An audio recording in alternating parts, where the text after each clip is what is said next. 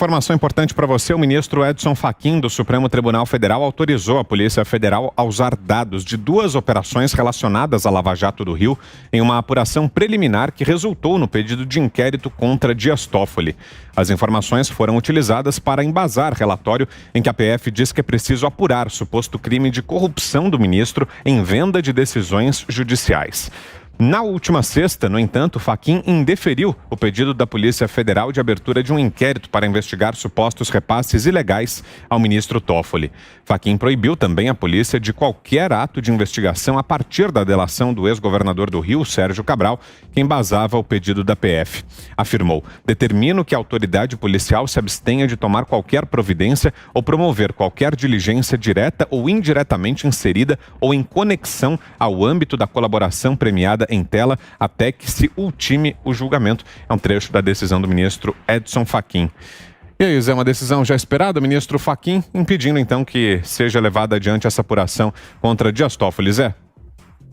Exatamente. É preciso dizer o seguinte: já houve outras operações do Rio autorizadas pelo ministro Edson Fachin. Ele é o relator da delação premiada do ex-governador do Rio de Janeiro, Sérgio Cabral, que está condenado aí a mais de 300 anos de prisão. E o Augusto faz sempre aquela comparação do homem mais condenado do Brasil, e ele ganhou a dianteira, e é Sérgio Cabral. O Ministério Público não quer a delação dele, acha um custo muito alto. O custo aí é de imagem, o custo de perdoar o Sérgio Cabral por alguma coisa, né? Mas o certo é que aqui no Brasil a delação, quando atinge Ministério Público e quando atinge a Justiça, ou seja, Supremo, ela não prospera. Isso já foi, inclusive, falado aí em processos envolvendo, inclusive, a Lava Jato, né? E aí o que aconteceu? O ministro Edson Fachin autorizou, homologou a delação premiada. E, em seguida, houve vários pedidos de abertura de inquérito, inclusive alguns que se aproximavam do Supremo. Quando prestes a sair da presidência do Supremo, o ministro Dias Toffoli arquivou 12 pedidos de 12 inquéritos que estavam em andamento, zerou. E aí ficou essa possibilidade: a Polícia Federal pediu autorização para investigar o Dias Toffoli e o ministro Edson Fachin, de novo, relator do processo, agora deu uma canetada e é bem forte a sentença dele. Ele determina que a Polícia Federal se abstenha de investigar ministros do Supremo Tribunal Federal, ou seja, não tem jeito. Usa. Olha, eu acho que aí cabe, nesse caso, a gente trazer uma dúvida aqui que está pulsante aí há muito tempo, que é a relação da Polícia Federal com o Supremo Tribunal Federal, né? Porque, bem, o Supremo Tribunal Federal homologa uma delação. A Polícia Federal vai lá, investiga, a partir da delação, monta um relatório, pede autorização para investigar e o Supremo nega. Então, o Supremo está deslegitimando o trabalho da Polícia Federal, a não ser que o Supremo fosse capaz de dizer, né, refutamos aqui, né, a indicação de que há necessidade desse inquérito. Tecnicamente, não vemos aqui, né? Consideramos o relatório falho, insuficiente. Agora, apenas dizer que não quer que investigue não está correto. E aí eu volto à questão da relação entre o STF e a Polícia Federal. Porque o STF andou fazendo diligências aí que muitos consideram, inclusive um próprio integrante da Suprema Corte, abusivas. Ele vai lá e convoca a Polícia Federal. E a Polícia Federal vai lá e faz essas diligências. Que muitos, não sou eu que estou falando aqui, não. O ministro Marco Aurélio já falou, já citou, né, um dos inquéritos que serviram de base para esse tipo de diligência que eles chamam de inquérito do fim do mundo, juristas importantes, respeitados, né?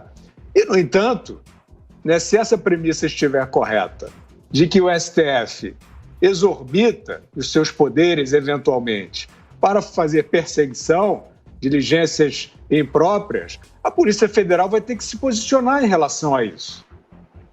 Porque a Polícia Federal ela precisa ter um limite. né? Se o STF pode reagir a um relatório da PF sem exposição, sem fundamentação, dizendo apenas que não dará sequência, a Polícia Federal também tem que começar a avaliar essas ordens que vêm do STF e que, eventualmente, são, né, no mínimo, controversas aí para eminentes juristas brasileiros. Né? Então, está aí colocado, eu acho que existe esse problema e a Polícia Federal precisa pensar realmente, né, como instituição, até onde ela vai, né, como linha de ação para qualquer desses atos que nós estamos notando aqui, eventualmente são exorbitantes, são políticos, considerados atos persecutórios. Né?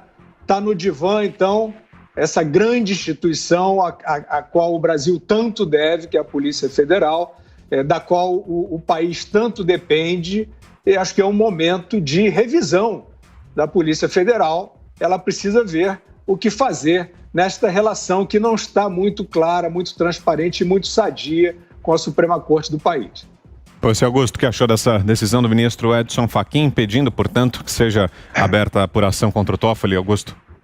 Eu acho que é uma atitude corporativista protegendo um companheiro de tribunal. Toda vez que as investigações da Polícia Federal, que tem se mostrado sempre muito eficiente e que eliminou, a partir de 2005, focos de corrupção que manchavam a imagem da instituição, toda vez que se aproxima ali daquele lado da Praça dos Três Poderes, a coisa para. Vou traduzir aqui para vocês, ó. Fazer uma tradução do juridiquês para a língua de gente. O Edson Fachin, justificando a medida injustificável.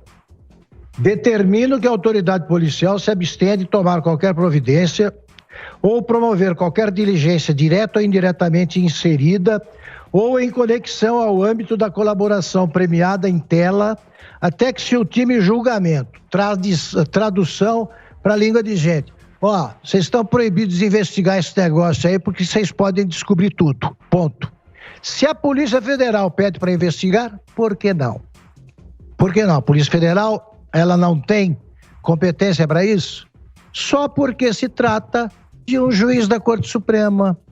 Ele cometeu esses atos, teria cometido esses atos, essas ilegalidades, antes de ser nomeado para o Supremo.